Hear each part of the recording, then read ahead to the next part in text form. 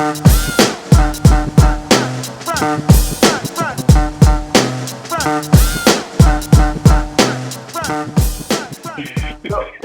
afternoon, everybody. This is Jose Orador Jr. here, your neighborhood friendly insurance agent, and this is another episode of the Little Bit About Everything podcast.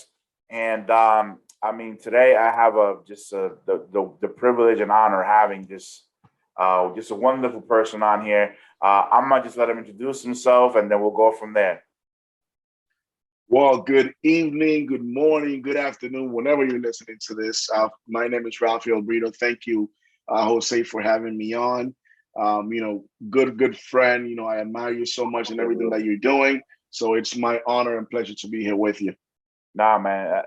Honestly, I can't thank you enough for doing this, man. And like you said, just an awesome friend, and can't wait to actually see you, brother. I know. Yeah. I know. So, Rafael, just to kind of give you a little bit of your backstory. What do you do? Your company and all these things. And we'll take it from there.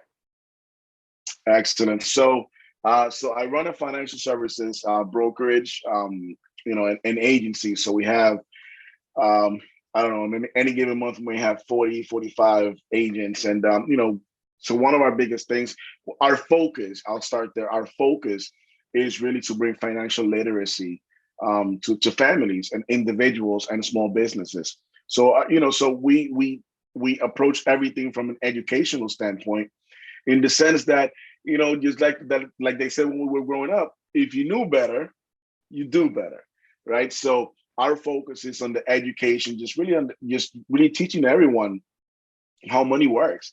We go to school, we get, science, we get algebra, we get trigonometry, we get history, we get all of this, we get calculus, right? If you're smart enough, and you go through all of this, but you never get a money one-on-one course, right? So what happens is you go to college afterwards, if you're fortunate enough to do so, and you're taught how to make money. You're not taught what to do with the money. So as a result, you get to a point that we are where we are financially as a country. Our deficit is bigger than it ever has been. It goes up astronomically. And if you ran your household the way that the government runs the government, or the country's finances, you would be in deep stuff, right? Now, the thing about that is you don't have to follow that path. So what we do is that we teach you basically the rules of money. There are rules to money that most people don't know. Most people don't understand. And the reason why that is because we don't know where to look. Right? If you don't know what you don't know, how do you learn it? Yeah. So we bring awareness when it comes to money. We're very, very big in the area of insurance, of life insurance. We're very, very big on the area of investments. We want to make sure that everyone is out of debt, including mortgages. And we just want to help people just get better with their money. And that's something that is very, very necessary, in particular in our community, right? The minority Latino, community, where financial education that's missing in everywhere, right? No matter where, especially in a lot of like inner cities and things of that nature. But específicamente where we come from like from abroad, right? Different parts of the different country. Definitely the financial literacy is, it's even worse, unfortunately. Absolutely. You know what I mean? So it's so awesome to have somebody like you in that field to be able to do that. Now, what I know you obviously you cover Massachusetts. That's your stomping grounds. But are you only licensed in Massachusetts, or are you doing these types of? What other states are you licensed in? So the answer to that really varies based on which aspect we're talking about. So for the most part, so it depends. I mean, there's with I could do investment advice when it comes to high net worth clients in the whole country, because I have the license to do so. Now, if it's a different kind of investments, I may be a little bit more limited. And it depends. I mean, if I have clients say in Wyoming, which I don't, but if I did, or if we had the possibility to work together, then I would absolutely get my license. It's only a matter of paperwork, really. That's really all it is. That's very true. So my job is to help whoever not needs the help. I learned this a long time ago. It's whoever wants the help. So a lot of people need the help, but if you need the help, but you're not looking for the help, or you don't want the help, there's nothing anyone could do. So whoever wants the help, that's what we're here for. That's a good one right there. That's a good one. Te quedó buena. Te la comiste con cara con eso. That was really good.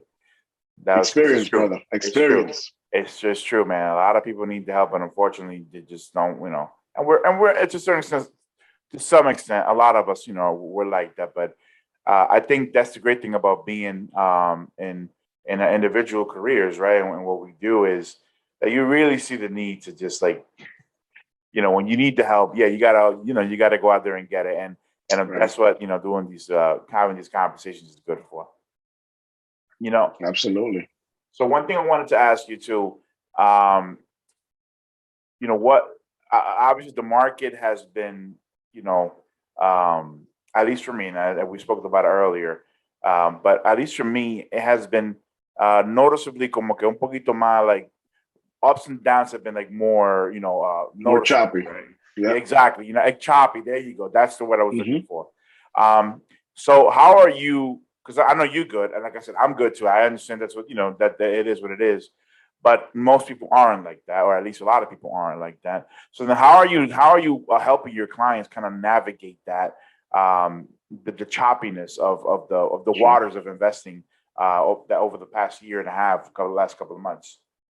Sure. So it all goes back to education, and it doesn't begin when the market is choppy. It begins in the very beginning. So even if our first meeting came about when the market was choppy, right? So you got to understand. So I'll put it to you in real estate terms. Um, when is the best time to buy? When the prices are high or when they're low? I mean, it depends on what you want to do, what your strategy is. I mean, but I mean, the time to buy is now. If Yeah, anything. just so conceptually, Oh, when it's low, when, yeah, well, okay, yeah. right, But when it's low, yeah, right. So when it's low, then that means you just get your dollar goes further. That's really all that means from a correct. conceptual standpoint, right? So when you think about that, you need the market to be down a lot of the times, because that's when a lot of people make the most money. A lot of millionaires were made during recessions, and usually what Warren Buffett said is when everyone is buying, you sell. When everyone is selling, you're buying, right? So when it comes to and again, that goes back to your Sure, investment strategy.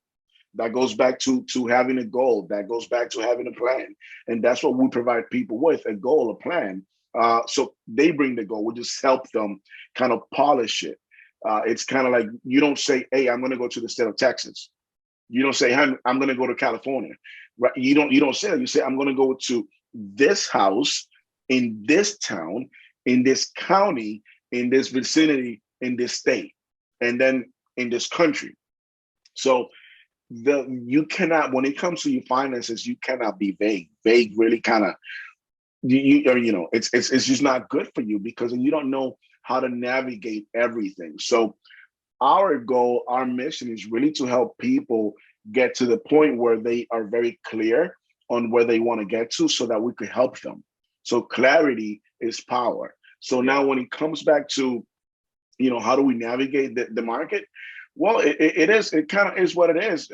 But your waters will not be as choppy if you have the proper investment strategy for your objectives. So if and we spoke about this earlier, but if you're going to retire, say in 2021, and the market's going like this, you cannot accept that kind of volatility. So from that perspective, you need to do what's right for you when it's right for you. So that's why, when it comes to different investments, that's kind of like, it all depends on a situational basis. And I love what you said earlier too. That despite somebody's retiring this year, and again the market is choppy, but the truth is, if this person started investing a while ago, it doesn't really matter. And then of course you said something very very important too, is that the market is doing what it's supposed to be doing. There's really You know what I mean? It's really not a big. It's not a big deal. Of course, I understand people get worried. Like there are times when I look at some stuff and I'm like, damn, perdí aquí or whatever. I mean, naturally, you're concerned, but it's not something where it's like, yeah, I'm not gonna lose my mind over it, and just, again, I have a long way to go before I can retire, so I can be a little bit more, take a little bit more, more risks. Now, for whether it's for yourself, your company, and everything like that, what is your long term, your vision, and what do you think is going to drive you to get there? So you mean like business wise? Yeah, or even personal wise, doesn't matter. Whatever you want to talk about, bro. Gotcha. Oh, because it's a little bit of everything. I got you. Yeah. Ah, See it? You see it? ah. Le llegué ahí. Well, it's a moving target, and in the sense of you have the ultimate goals, but then you gotta have goals in between. It's kind of like you gotta, you know, again, if you were to drive from from Maine to Florida, for example, you're gonna have pit stops along the way, right? You're gonna have to stop for food, lodging, all those things. I mean, unless you're an animal, probably like you, and you could drive from one place to the other without sleeping. Me, I gotta sleep every couple hours. So I'm not a road warrior. I'm not good at that stuff, right? So know your Hey, limitations, you're right? gonna be self-aware. Yeah. So so ultimately our goal really is expansion. Our goal by the end of 2020 decade is to open up 25 offices, because that's really going to allow us and really help us put a dent into the communities that we serve. Now, again, that doesn't have to be in Massachusetts, which is where we currently reside, but that could be anywhere. So what that takes is, one of the biggest things that we focus on is the hiring of the agents, the distribution, the education, the training. Training is what I love more than anything when it comes to business. So that's what I focus on. I was a corporate trainer before I got into the industry. Yeah. So what I do, I want to make sure that when you go out, you're able to translate what you know into that prospective client, so that they're able to take the information. And then at that point in time, if they knew what you would do, they would do what you're asking them to do. So, so from that perspective, the facilitating of the products and services becomes that much easier of a transition, because they like you, they trust you, they know that you know what you're talking about, and we're able to grow our business that way. So that's really our focus on a 10-year, for the next 10 years. Now, are we going to hit that earlier? Only God knows.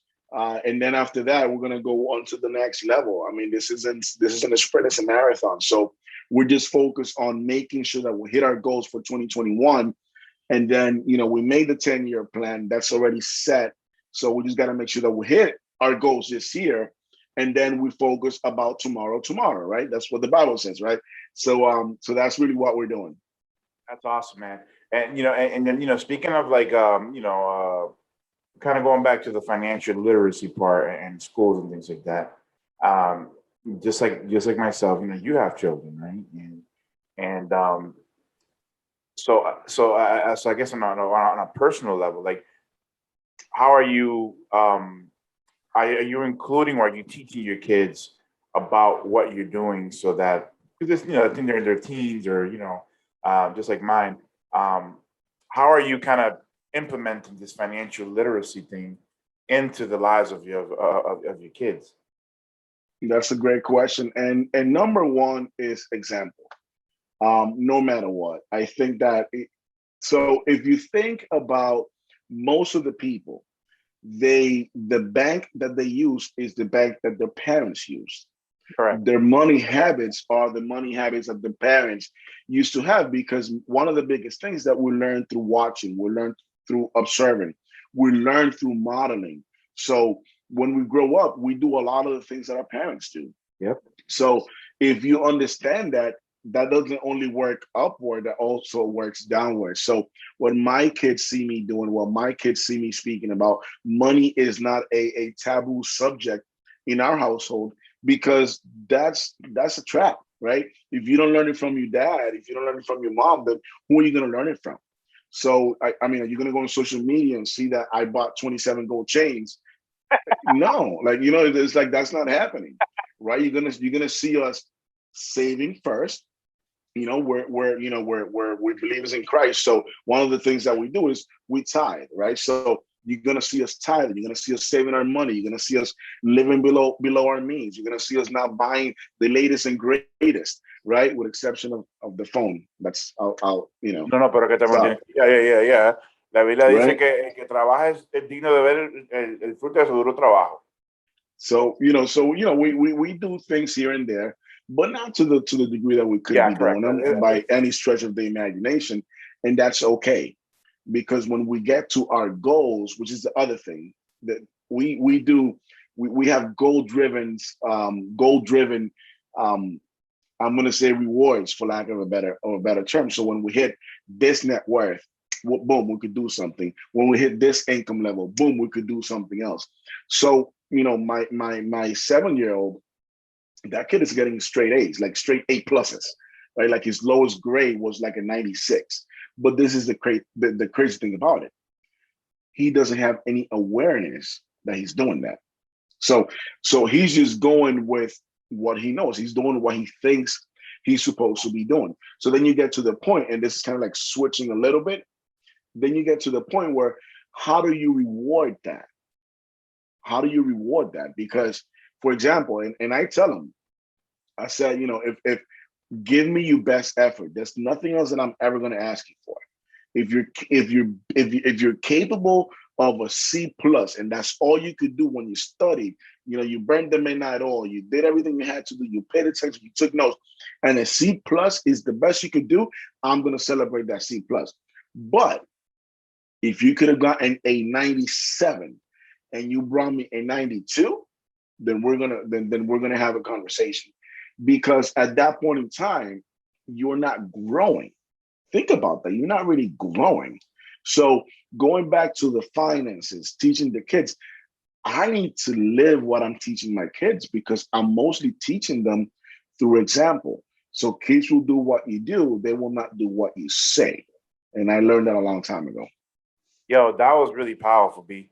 Because I know for a fact, like, and again, a lot of our parents are the type of people that, no, okay, we're going to take our money, put it under the mattress, or leave it in the bank and do nothing with it, and whatever the case may be. Don't take risks with your money. Mm. So I think it's a huge burden on us that have been kind of raised here, and we're looking like, yo, but all these people making all this money doing completely the opposite of what you're doing, and that's a fear. Right. Right. That really is a fear, because there's always that, right, like we talked about earlier, there's always that fear that the market is going to plummet at some point, and then you're going to lose your money, and it's going to happen. I mean, it's going to happen, but what about the long term? Like, when I retire, if I have all this money to disposable income to travel and to, I mean, hopefully, que mis hijos me den nieto y whatever, then, bro, Mm-hmm. life is good. Right. You know what I Right. mean? Right. So I think it's a huge. I don't want to say burden, because burden is the wrong word, but well, it is a burden. But we have a huge responsibility to break that cycle. And Yeah. I'm trying to do the same thing for my kids, man. Getting them to, like, read investment books, or even like Monopoly. They have like an investment game, and I actually Mm-hmm. ordered a few weeks ago. Well, actually, I got to call Amazon because I haven't gotten it yet. It's been like 2 weeks now. Now I got to come up with, like, wait a minute, I haven't gotten the game yet. But a little things like that, bro, to get him in that mindset, because obviously our kids are still young. You know what I Yeah. mean? But you made a great point too about how we rewarding them, what our expectations are, and of course, what we're doing right now from a foundational standpoint to put the good foundation. But when they grow, then they're gonna be, because that's one thing I'm noticing a lot too. A lot of younger people are getting into real estate younger. They're again, not the best investment strategies all the time, Right. but again, they're in that mindset of financially growing, and that's good. So it's I'm sure that started at home. And again, a lot of it is on us to to provide. And I do wish that our school system dedicated more time and resources to like getting our children educated from a financial standpoint. But that's neither here that's neither here nor there. Yeah. Well, the reality is that we're not powerless, as parents. No. And yes, I wish that we had a money one-on-one course, and I'm working with local organization on teaching kids how to do that, which I'm very, very excited about that. But the reality is that you can't teach what you don't know. Yep. And you have the educators. They know science, they know math, they know whatever their specialty is, but they don't know money. And the biggest thing with money is this: you come across it so much, right? You working together, you pay with it, you do everything with money, that it gives you a false sense that you know how money works. Yeah. So that becomes both a pro and a con from the perspective of, if you don't know, if you don't, money is very jealous, right? If you don't pay attention to it, it's gonna escape, right? So when it comes to that, money is also a mindset. So I'm reading this book, The Power of Consistency by Walter Long, and it's an amazing book because it talks about what you have in your trunk, like what you have in your trunk, in your mindset. What is your mindset? You see people, when it comes to money, that they lose all money, but then they get right back to it. They lose a business, but then they go right back to it. Real estate investors, they lose it all. 2008, right? They lost it all, but then they right back to it. Why? Because it's a mindset. So if we could work on the mindset, on the behaviors, on the habits, then everything else just becomes that much easier. So that's a good. So that's something that I want to, and we're going to touch, touch base a little further down the road. But you said The Power of Consistency, right? Is the book. So I got this book. I don't know if you. I'm trying to see if you can see it. Atomic Habits. Yep. I haven't started it yet. Then you should start it like now. Okay. Now, listen. Like drop this right now. Stop recording. Listen, I won't be mad at you if you just cut me off right now. Right. I literally just got it, right? But who's the one that told me about it? I can't remember where who told me to read it.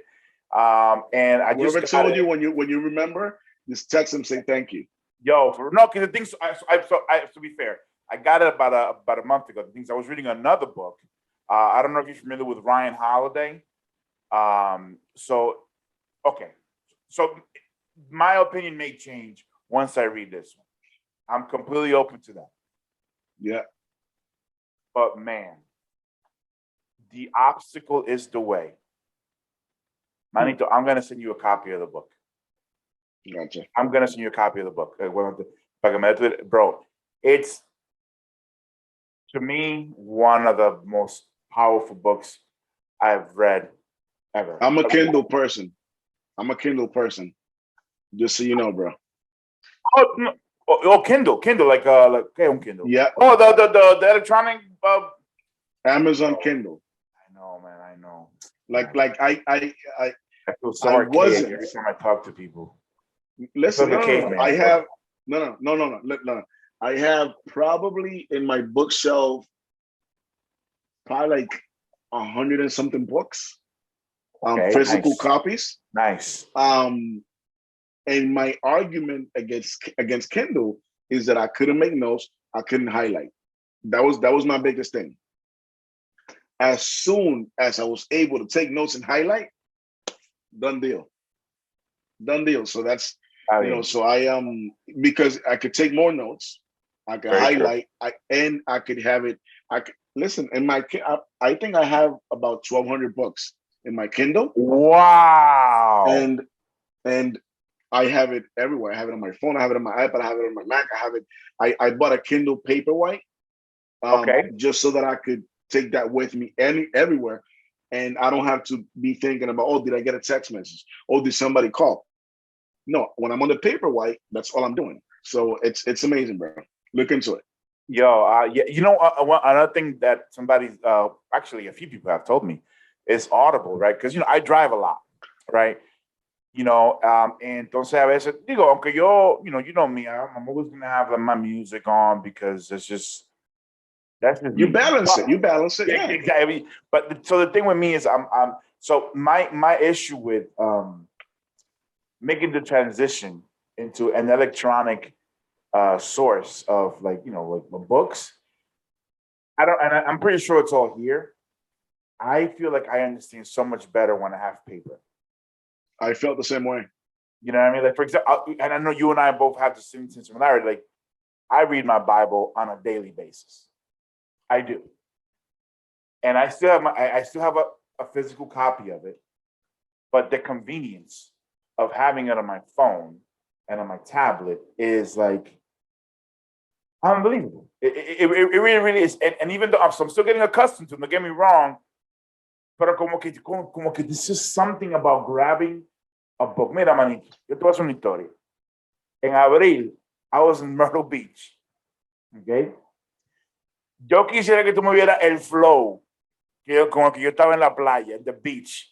At a beach here with my fedora, con un libro. Bro, I tell people all the Listen. time. You were playing the part. I tell people all the time. I tell people all the time. You want to know? You want to know if an area it's good to live in? If they still have a Barnes and Noble, that will probably be a great area for you. Who like? Because again, I sometimes feel like I'm the only person who has like physical I actually buy physical copies of books. Bro, when we went to Myrtle Beach, Barnes and Noble was made. I see. Yeah, that's good. And you're like, so that obviously that inspired me, and my kids wanted to buy some books, and it But was listen, funny. it could also be parents showing kids what it used to look like. He's like, oh wow, is that a book? Like a dinosaur. Oh, is that what a T-Rex used to look like? Wow, mom, dad, wow. How did you Oh make my it through? goodness. No, but it's true. How But you the doing, right? point is that reading is so instrumental, bro. And I'm actually I am gonna get a on my iPad. She said, is it so? Kindle's through Amazon, right?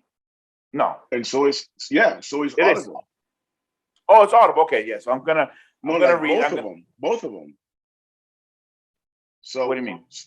so Amazon owns they came up with Kindle, Correct. Yes. but Correct. they Audible is part of Amazon. Oh, got you. I got you. I got you. I got you. All So right. in a lot of books, you could even have both versions, and they have what they call, I think it's whisper sync, if I'm not mistaken on the term. And for example, if you're in the car, you're driving 25 minutes, you listen to 25 minutes of the audio, it catches you up on the book. So when you pick up the book, it's where you left off on the audio Yo, part. that's great. So it kind of syncs your reading to your. Okay, that's good. So the thing with me and Audible is that, like, I don't know if listening. Oh, I'll try. I'm gonna try. I just have to stop being a baby and just No, but I get it. I truly do. I get it, because to me, I was like, I won't get the same. It's like I won't get it. I won't understand it. It'll be just be. But you gotta also remember how the brain works. We have an idea of how the brain works that isn't necessarily the truth. That's a And I say fact. that because That's yeah, a so fact. it's like a lot of it, honestly, a lot of it is going straight into your subconscious, right? It isn't like how much of the last book that you read are you really thinking about, consciously. Maybe not a whole lot, but subconsciously, you're kind of like it's being more When you need engraved it, it in comes that. up. Exactly. So, and it also through repetition, um, and it's a lot easier to finish a book when you're listening to it and doing stuff. Sometimes you might even want to play on the background. And I know that that's counter conventional, like, especially for me. It's like, no, I want to sit down. I want to take notes. I want to, like, that's me. But I also realize that a lot of the times it's going in. It's going in. And then when Well, you need it, you have it. I'll tell you what. Speaking of like playing in the background, so I used to do like like public speaking at different like churches in different areas, and whenever I would want to really like an outline, whenever I would really want to como que become really familiar with it, and so that when I got on stage, I would sound like I knew what I was talking about. I You would will record record it and myself. listen to it. I would record it myself. Y cuando yo me iba a dormir, the best thing that came out of this world was AirPods. The best thing that happened in society was Bluetooth. Like because I see with a CPAP machine, so I was like, I go with headphones. It's kind of uncomfortable. But when these wireless things came out, loco, yo duraba toda la noche. And I would have it on repeat the entire, and I fall asleep. I'm not even like, I'm sure when I'm in my deep sleep, I'm not even listening to this thing, but it just kept playing. Hasta que el AirPods se gastaba la batería. You know what I mean? Yeah. But then, bro, but then you look at the paper form, the outline, you're like, wow, I really know this stuff, and that just gives you such a freedom when you're going to talk, and so I think, yeah, you're right, it's true. Ñoñería mía, bro, ñoñería mía, but it's definitely a great reading is fundamental. Like I actually like books, and so I'm gonna get started on this book today, and I'll let you. But I am gonna download the Audible version and the e-version so that I can read it from my phone. To that point, also, so I believe that James Clear is also the one that's narrating it, if I'm not mistaken, and I could be wrong. But then you have a lot of books that you have the author also narrating the book, so they give you more than you would get if you're just reading the book. So, like, Grant Cardone, this book. Which one? You Can't Hurt Me, I believe it's called. Oh, David Goggins. Yeah, that thing is 11 hours long. And I think he's reading the book. Yeah, so somebody told me about that. Yeah, y que eso le da como que más, like that gives us a certain, because he goes through like some struggles and whatever. So hearing him actually, like, because I could probably read it, but wow, this guy's really struggling. But for him to actually read it and like damn, like wow, it's like you're reading, you're like, wow, I can imagine how this guy felt. You know what I mean? Exactly. But to actually hear him tell you, like, you go about it. So yeah, I just gotta don't get have la ñoñería and just start doing it, bro. No, I got you, man. I got you. But yeah, do it. Like, don't think about it. Just do it, and you'll be glad you did. I know I have to. It's a must because he's the example. Like, so my kids, they see, like, again, I don't want to talk overly religious, but like they see me read my Bible every single day. They do, right? And because they see me doing it every single day, they do it every single day. And because they also know I'm going to ask them about it. Hey, you know what I mean? But I stopped reading for so long, and then during the pandemic, well, since December, I will tell you, como que me dio and I've been really, and so now you see that, hey, Dad, what are you reading? Like, oh, and so, and the book that I read, The Obstacle Is the Way, my copy, I took a ton of notes and ton of highlights, and now when they read it, they can kind of get into my brain, and like it's just an amazing thing to be able to share that, with the kids, and again, going to the example thing. So, which is the other thing too with the Kindle. You could buy the book, and so in Amazon you can have the account, so you and your spouse and the kids, so they could literally have access to your books as well. You can share it across, so they kind of like family sharing on. Oh, okay, oh, that's great. That's great. Yeah. I definitely got to do it. So now, Rafael, one of the things that I wanted to ask you too, man, like as far as, because a lot of what we do is about building relationships and networking, and how important has that become, especially now, during this time of with the pandemic and all that good stuff, and moving forward, how important has that become, for you? Relationships have always been important. That's I guess I'll start with that.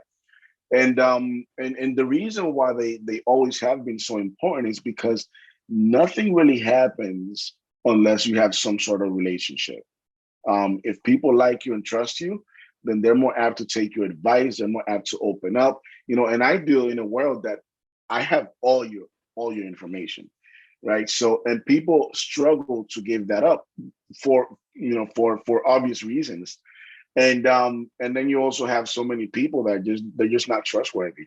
So building relationships really allows us to do what we are meant to do. Yeah. Right. No matter what you do, no matter what industry you're in, you have some sort of relationship. You have a relationship with the guy that you're watching on TV. right? You have a that's the reason. That's the reason why they pay them, right? Think about endorsements. Why? Because Absolutely. the relationship they have with their consumers, with their fans, is such it's a position of influence. So relationships, a lot of the times, they give you a degree of influence, right? Not everyone uses influence for good, but for the most part, it should be a good thing. So the past 18 odd months or however long it's been, it's been great, and you really notice how important it was to have built the relationships, because people like that, when you have a relationship with someone else, you have it's like an open door policy. And I don't mean come into my house, right? I just mean it's you have an open door to me. You could call me whenever you call me, and you can ask me whatever you're going to ask me. You don't have to feel bad about it. You don't have to feel shameful about it. I'm here because you know the kind of relationship that we have, and vice versa. I know there's a lot of you guys that I could call at any point in time, Absolutely. and because we have an established relationship, not only, and this is a crazy thing, not only are you guys going to pick up the phone call, but you guys are going to give me the best advice, not for you, for me. And that you can't put a price tag on that, because in business, you're not thinking about. I'll put it to you this way: if I could speak to you, Jose, if I could call you up, and I know that you're not thinking about what you're gonna make once we're done with our conversation, then I could trust everything you say. But if you're the kind of person that I know that you're gonna try to sway something so that you can get paid, then I'm doubting the advice, right? I'm doubting that from day one. I may not even call you because Exactly. I You know that didn't you're even looking call to me. make Yeah. right? Because I know that you're looking to make money, and I'm blessed. I'm truly blessed to have so many of those kinds of partners and relationships, whether it's with our client base, with our referral partners, with whoever, that I'm able to say, okay, so if you're telling me this, I believe in what you're saying, and there's nothing more powerful than that. In any sort of relationship, even think about a marriage or a relationship with your kids. If they say it, I'm gonna believe it. So relationships, it's everything. So then, going then kind of, I guess diving a little bit deeper into that. Then, what do you consider to be the most important or the biggest variable in expanding your network and perhaps even expanding your clientele, right? The people that we're serving. So, what do you feel is like the biggest, variable that will lend itself for that type of expansion? So I'm going to answer it how I understood it, and if that's not the answer or the question, if I didn't get it right, then we could circle back. So for me, is having a fit. We're going to have a mutual fit. Not everyone is going to be a good client, and I'm not going to be the right advisor for everyone. I know that. So this is why it's very important to have a values-based conversation. What should I expect of you? What should you expect from me? Because the reality is that if you are, I want to put this nicely. Okay, so if you need a lot of attention, meaning you need me as your advisor to call you every single day and count on you, then I may not be the right person for you, and that's okay. No matter how much money you have. I mean, I'm in it for the money, but I'm not in it for the money. If that makes sense. Absolutely. I Yeah, mean, yeah. so if I could accommodate that, then yes, we'll do it. But I'm not going to commit to something that I know I can't keep. I'm not going to call you every day. I don't call my mom every day, right?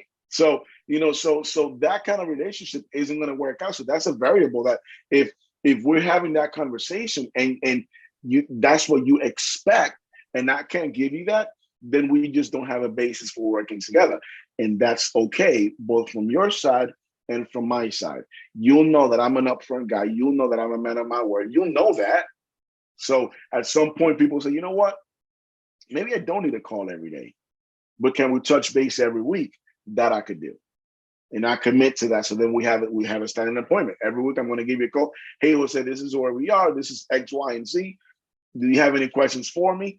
Boom, that's it. So at that point in time, that I could commit to. So when it comes to certain things, you just need to know what's what you can and what you can't do. And this goes back to what we spoke about, being self-aware. Not every business is good business, and I learned that the hard way. But not every business I want. So that's one of those things that I'm okay with. That as long as everything is clear from the get-go, we'll have a great relationship. That's awesome because you're right. Fit is definitely important. It's important, and I feel the same way.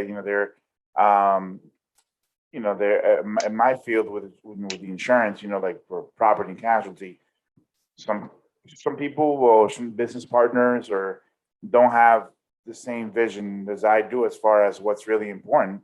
And that's okay. That's not a problem. That's to each their own. But sometimes it's better to just say, you know what, maybe you should work with another agent, and that no hard feelings. It's okay. Or then we're gonna have to kind of adjust our conversation to that we can kind of see things from a find a happy medium. But the point is, trying to find that fit. So that is a good thing. Now, from a personality standpoint, as or from a value like personal value standpoint, what is a variable that you think is gonna help you expand your clientele, and then of course expand your network? So I guess as cliche as this may sound, is we really do care about our clients. And I Yes. know everyone says that. That's why I'm saying it's cliche, because everyone will say, yeah, but that really is the reality. And I know that is what you would expect to hear, but I mean that. We mean that. When we have a client, we're walking with that client. When we hire someone, we're walking with that person. Just personally, if I call you my friend, this is the reason why I can't have many friends, because you can't be a friend to everyone. You Mm-hmm. just can't. I mean, a real friend. I'm not talking about an acquaintance or someone that Correct. you're cool with, and we have a lot of those, and there's nothing wrong with that. But when you look at that aspect of it, is where does when the dust settles, what's left? So when it comes to what you're asking, that is it. We care about our clients, and we want to do right by them. I'll put it to you that way. We want to do right by them, and if we can do right by them, we do not want the business. And I can, again, going back to what I said in the beginning, I can vouch for you in that aspect, because you really, and again, your sincerity is, it's almost like tangible type of thing. You can, it's palpable. So, and that's one thing that I've always admired and appreciated about you, is that Thank you. that level of sincerity that in any conversation that we've had, whether it's been when we were in BNI together or even during our Zoom calls and whatever the case may be. But Mhm. now I know that I can expect you to call me every week. I know, right? I know, right? Ya que te tiraste al medio. I'm Yeah, just kidding. yeah, No, yeah, yeah. no, but Every week. honestly, for me, bro, it's like, you know, if you need to call me, you'll call me. You know what I mean? I You have know this. every all the faith that if something crazy happens and you need to give me a call, you'll call me. So I'm not Oh, even. absolutely, absolutely. No, it's so it's crazy because no call is a good thing, right? That's also true. You know what I'm That is saying? also true. That is also true. So yeah. I'm kind of wondering why would you have? I mean, granted, some people's net worth are a lot higher more than mine, so maybe they're a little bit more as they should be. But I'm like, what would change in a week that we need to? And again, it's just going back to what you said earlier. It's about the long term, and just making sure that as long as the strategy is fine, you're gonna have dips and valleys, and that's all good. But at the end, we're all gonna come out winning, in the end. So now, one thing that I wanted to ask you too, and Mhm. I'm really curious to see what your thoughts are on this. So what's one thing that you had before you got into business, or before you became an entrepreneur that you are now? What's one thing that you have that what's one concept that you had about business or your thoughts about business, and how did that change once you actually like were in the trenches actually trying to build your company? Like what's one thing that you thought it is completely different now that you're actually in business?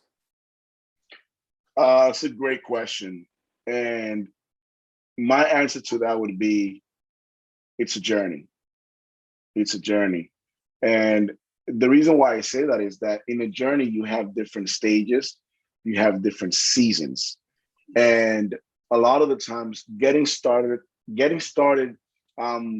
not fully prepared, most times it's better than trying to be fully prepared Yeah. and then started. Why? Because you may never, and most likely you will never be fully prepared because you don't know. Again, it's a journey.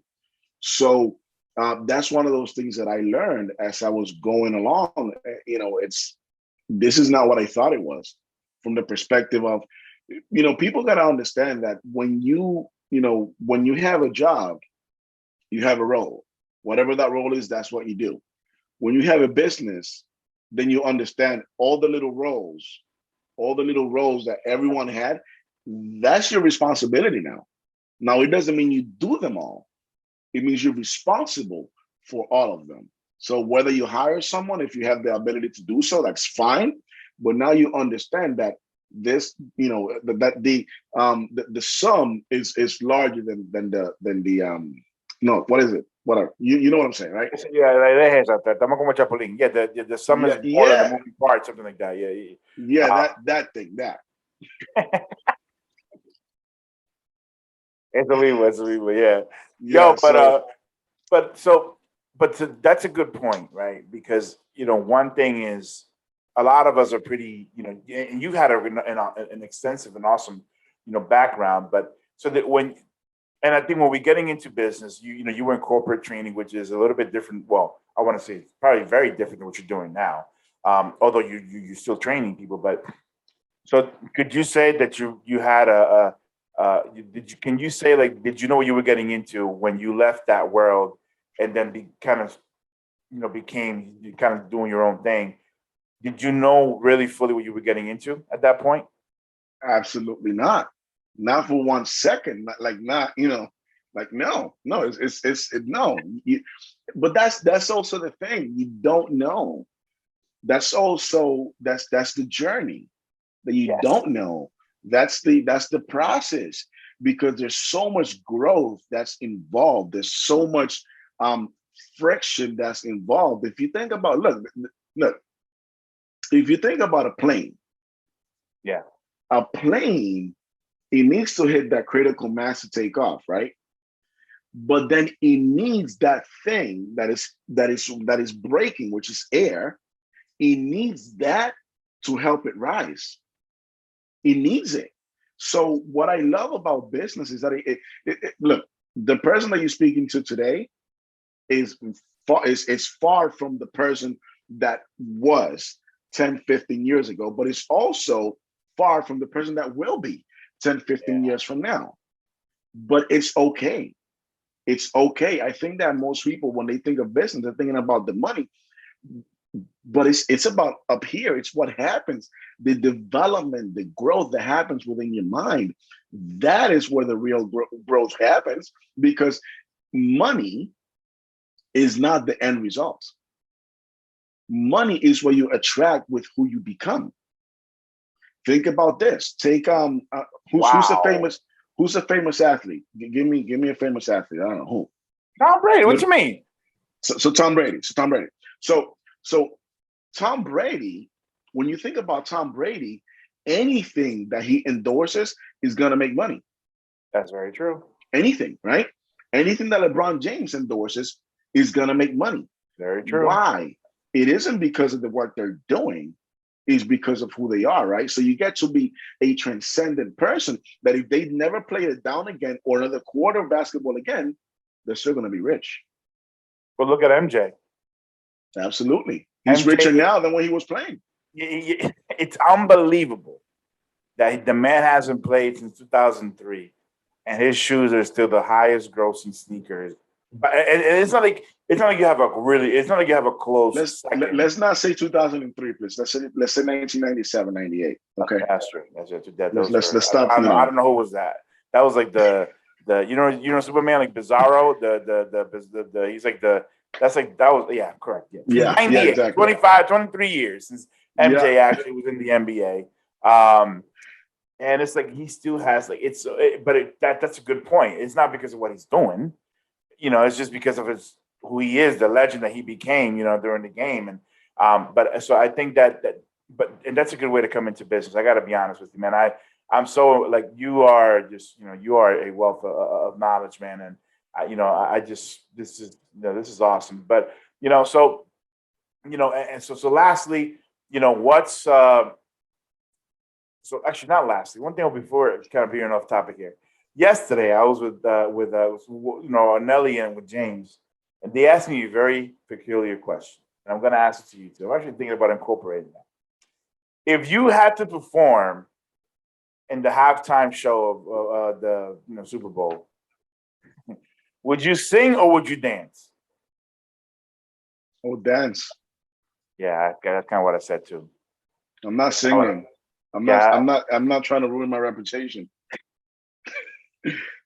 No, I would no. Well, look, it's be self-aware. And look, and some people they could sing, they can't dance. Some people could dance, they can't sing. Some people could do them both, right? So when I would dance, but then what would I dance? It's kind of like I would dance something that I know I could hold my own with, right? Exactamente. But it's just but that's business. That's business. Most people think that you want to be, jack of all trades, master of none. Like you don't want to be a jack of all trades in business. God, that was so that you said that, man, and because I know some people that they really lo quieren acaparar todo. They really want to like be involved in everything.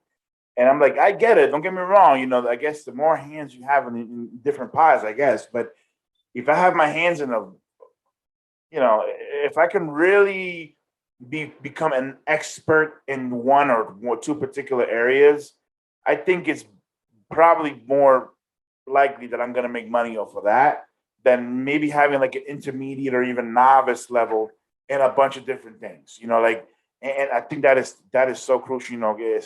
Jack of all trades, a master of none.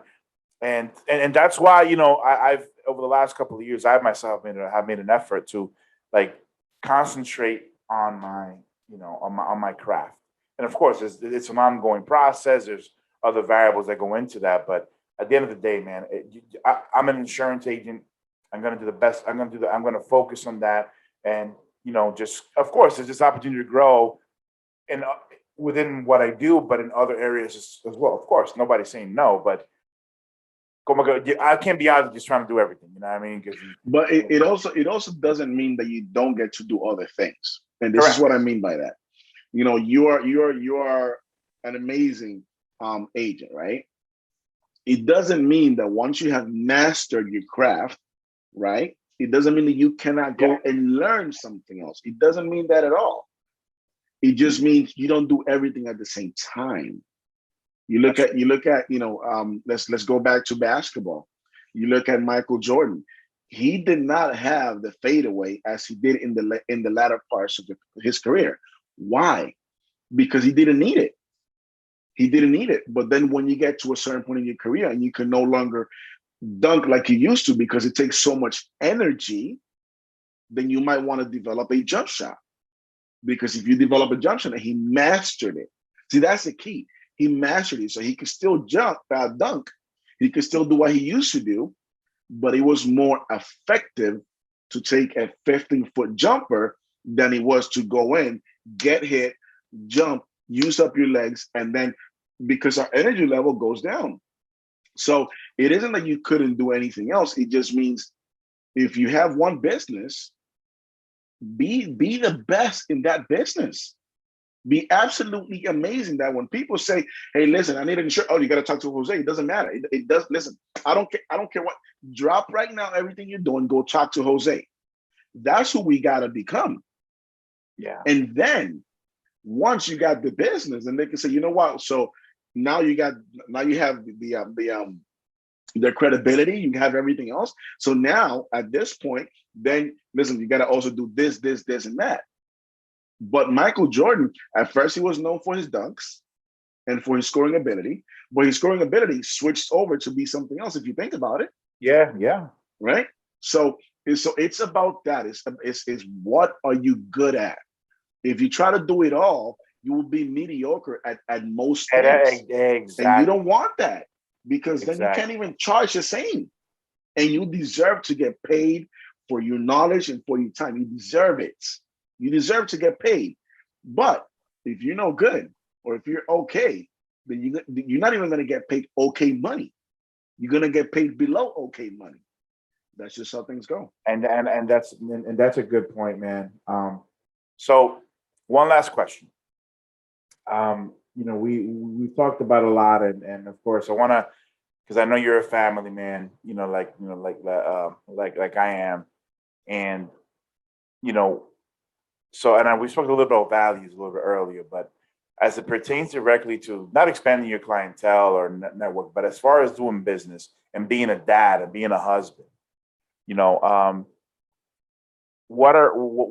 is there one value across the line that has helped you, be successful at all three, or really just what values are most important to you as it pertains to your business and to your family? I think the answer to that would have to be um, paying everything, paying attention to everything.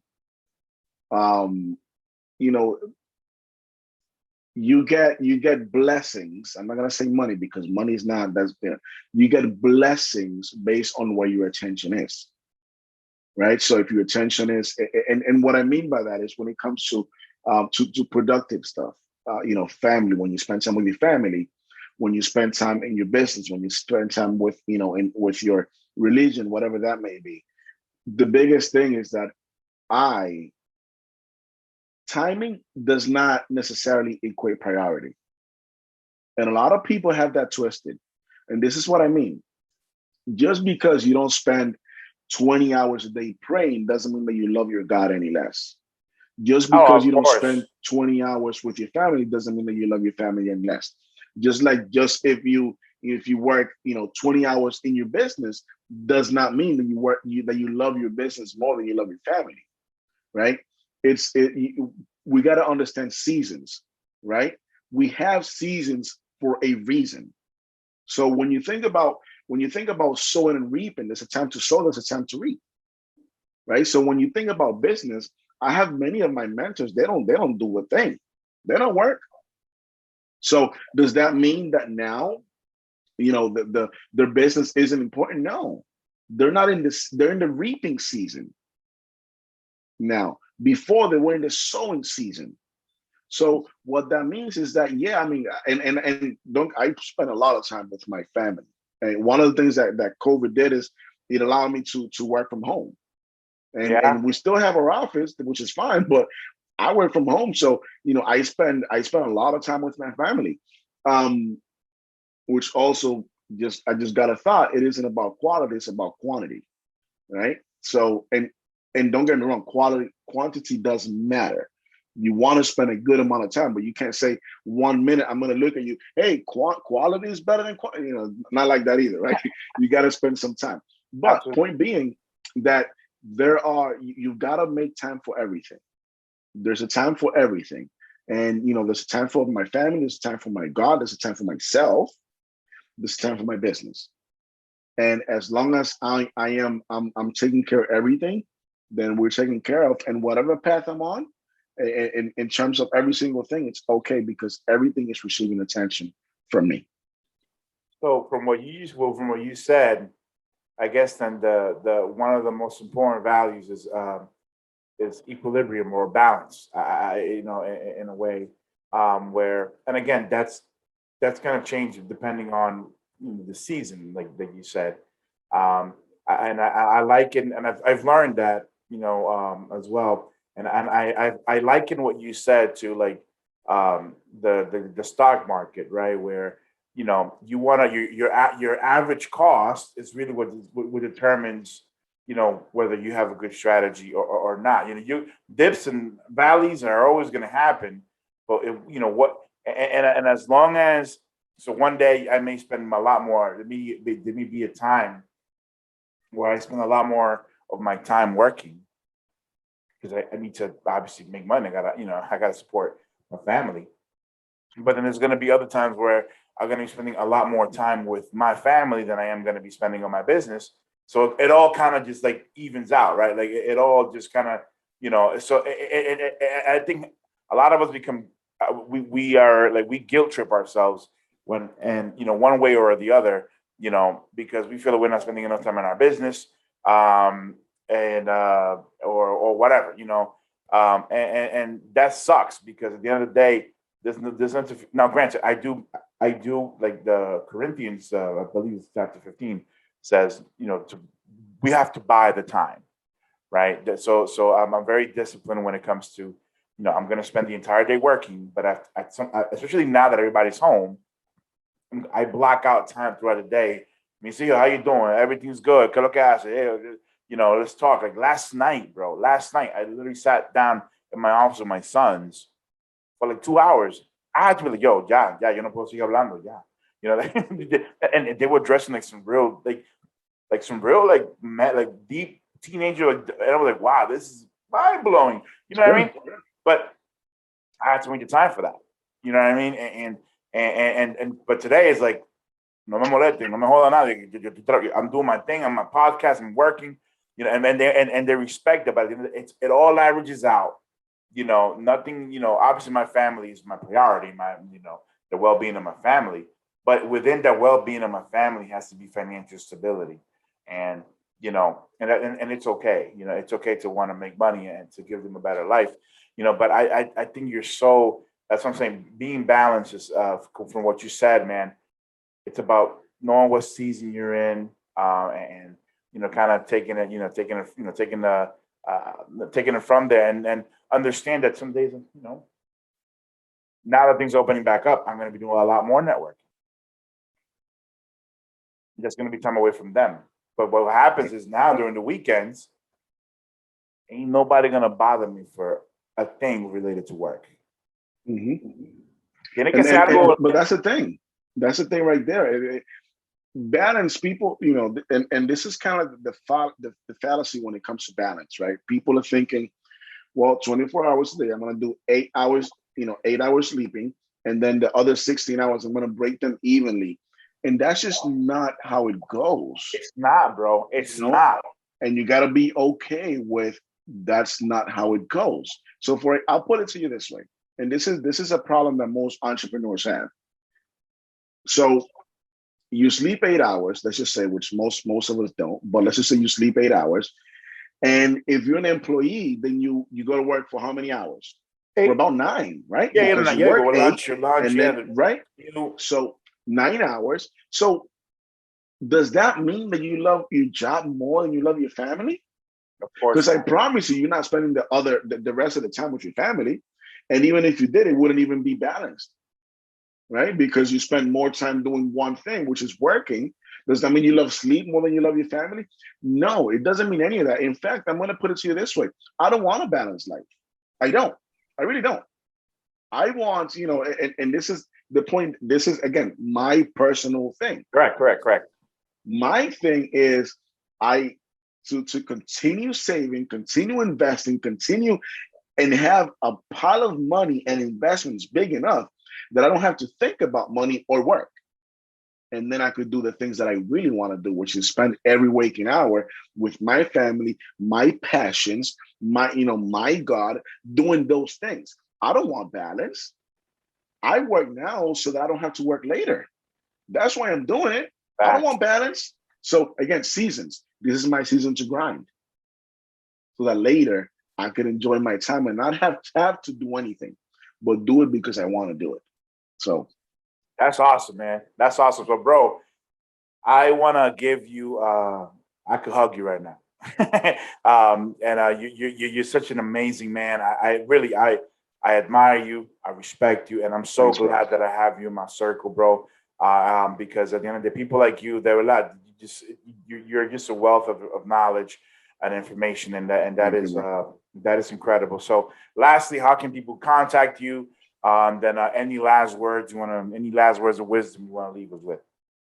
Yeah. So for life coaching, no, just kidding. It's my next business. I know, right? after I master this one. No, so I mean, I may be reached. So social media, real Rafael Brito. That's Rafael B as in boy Rito. You can find me on Twitter, Instagram, Facebook as well. Facebook, just search for Rafael Brito. Although I think I also have real Rafael Brito on Facebook. But anyway, and yeah, you know what? You can reach me any one of those ways. You find my contact information there. And yeah, I mean, anyone. So from our perspective, anyone that really wants to take their financial life to a next level, we are the go-to people. And anyone who, just from that perspective, or anyone that from what we're looking to do, have a career change, or they want to add extra income. Either way, we are really the go-to people in the area. We're looking to grow both sides, our agencies.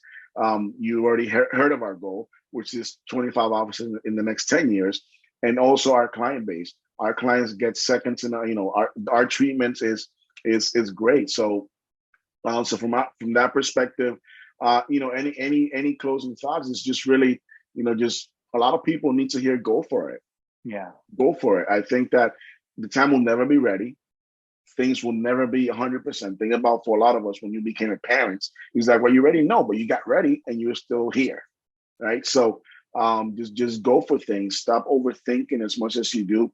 Read a lot of books. I mean, when you think about books, so much wisdom in books, so much knowledge in books. And like for us, I know that you said that we're, that me. But honestly, all glory goes to God, because I wouldn't have had what I have had it not been for God. Right. So I wouldn't be where I'm had it not been for God. And again, we have ways to go in different aspects. But but to God be the glory. We're here, we're alive, we're doing well, our kids are well, everyone's healthy. And I mean, what much more can a guy ask for? So I just thank God first and foremost, and thank you for having me. I appreciate our friendship. I appreciate you. You are an amazing human being. You are an amazing father, amazing husband, amazing podcaster now. We're up in the house. We're up in the house. Soy lindo, hay que meterle a todo. Hey. And so really grateful for the time that we've shared, and thank you for having me.